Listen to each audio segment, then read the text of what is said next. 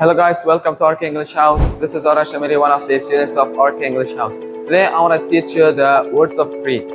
کلمه free بیشتر اوقات مشاهده کردین و من اینجا دو جمله را آورده. free smoke و smoke free. خب من این جمله چی میشه؟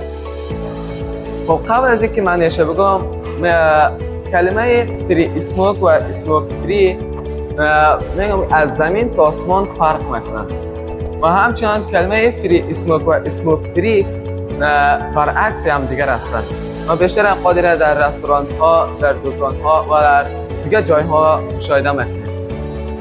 و فری اسموک به معنی سیگارت زدن ممنوع و اسموک فری به معنی سیگارت زدن رایگان، یعنی میتونید سیگارت بزنید.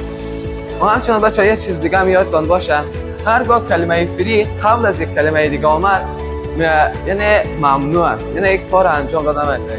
و هرگاه کلمه فری بعد از یک کلمه دیگه آمد یعنی میتونید رایگان ازش استفاده کنید. Thank you so much for watching it.